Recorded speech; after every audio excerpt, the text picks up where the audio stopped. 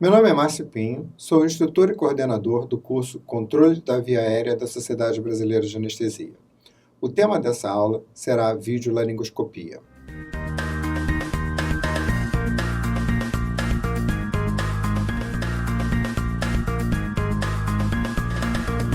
É importante lembrar que problemas relacionados ao controle da via aérea consistem ainda de grande parte de problemas graves que levam, inclusive, a processos.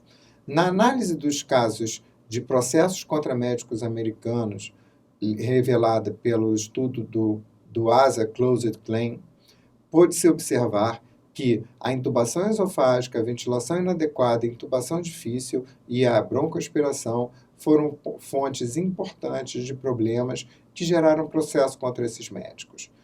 A origem respiratória gerou cerca de 25% de todos os processos contra os médicos.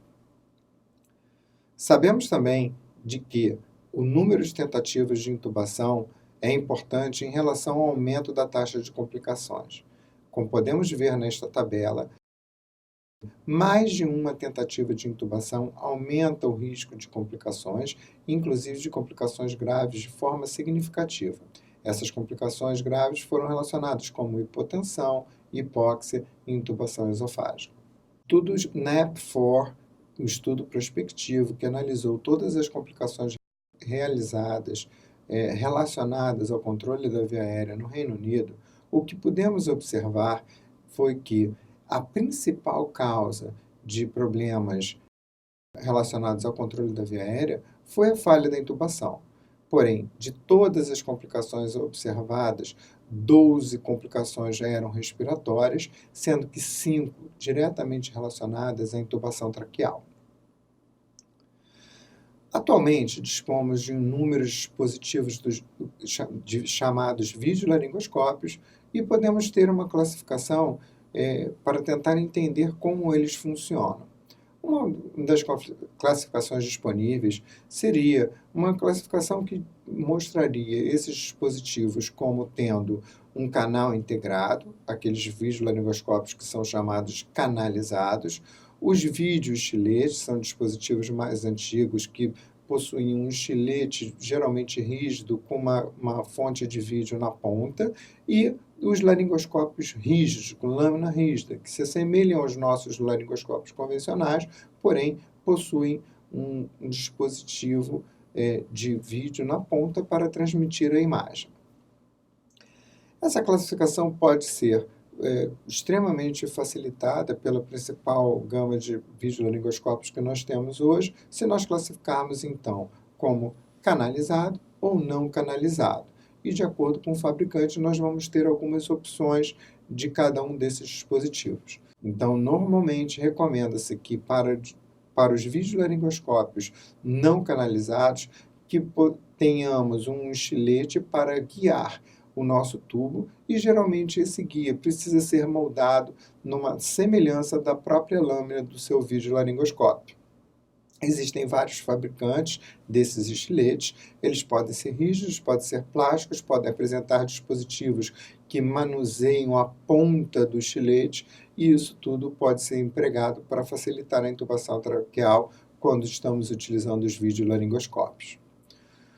Os outros dispositivos, que são os canalizados, existem vários modelos disponíveis no mercado nacional e internacional, são dispositivos que apresentam um canal previamente moldado em que colocamos o tubo traqueal, e esse tubo traqueal é guiado diretamente para a abertura glótica.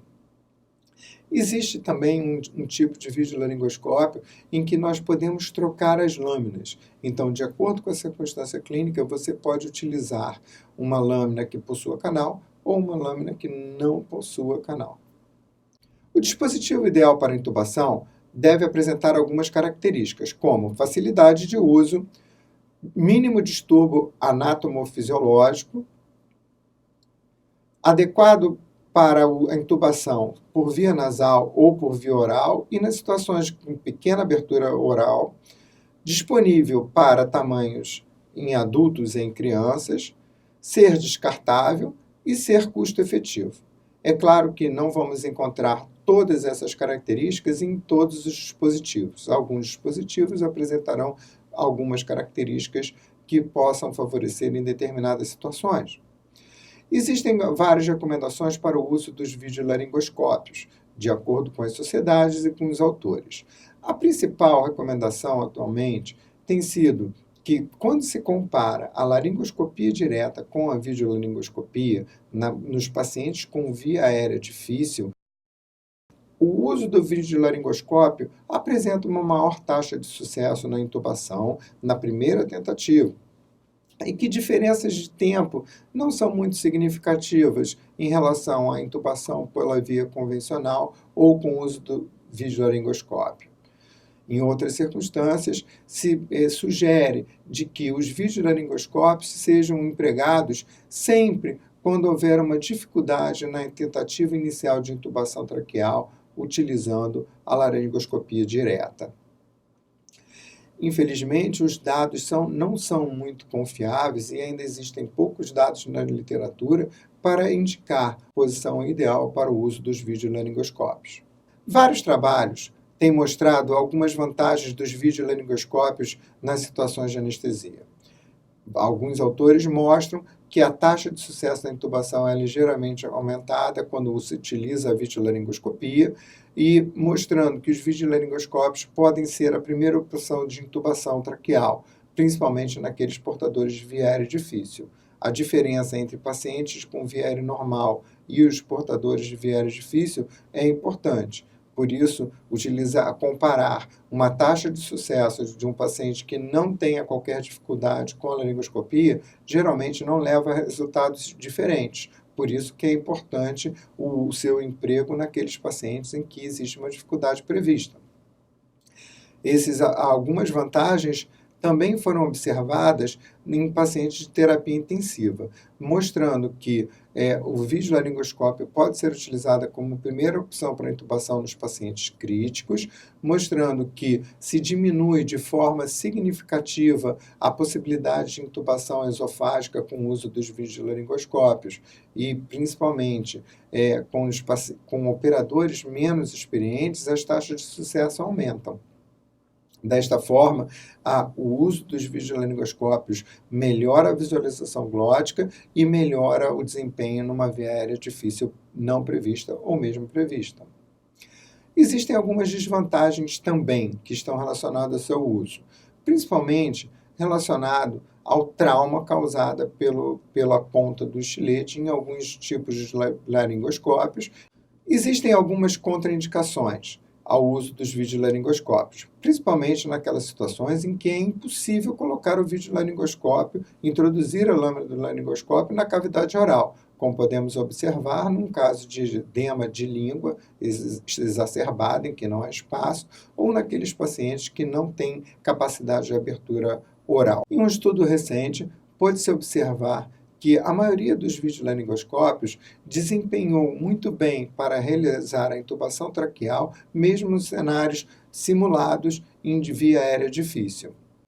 Num estudo com 720 pacientes com a simulação de uma restrição de movimento do pescoço e limitação da abertura vocal, atingiu cerca de 85% a 98%, exceto por um dos tipos de dispositivos estudados nessa casuística. As vantagens gerais dos videolaringoscópios seriam: primeiro, intubação traqueal nos casos de falha na intubação pela laringoscopia convencional, maior taxa de sucesso na primeira tentativa, visão com boa qualidade das estruturas laríngeas e da abertura glótica, uma rápida curva de aprendizagem, maior durabilidade quando comparada a um broncofibroscópio, e pode servir também como uma ferramenta de ensino, uma vez que podemos mostrar as imagens durante toda a manipulação da via aérea e do processo de intubação.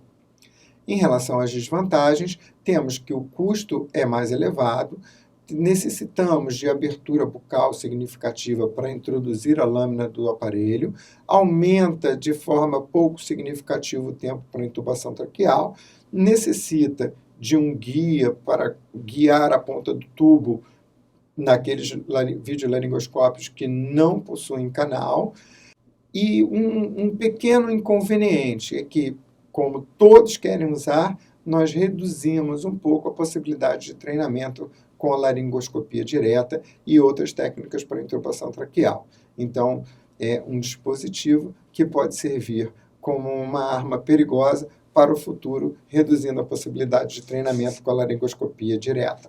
Dos principais pontos de limitação para a laringoscopia, como, por exemplo, a glote anteriorizada, uma mobilidade reduzida cervical ou um histórico prévio de viéria difícil, são situações que a indicação do videolaringoscópio se faz de forma mais precisa, uma vez que, voltando ao nosso raciocínio, limitar o número de tentativas e tentar realizar a intubação na primeira tentativa, o emprego desses dispositivos parece ser bastante razoável.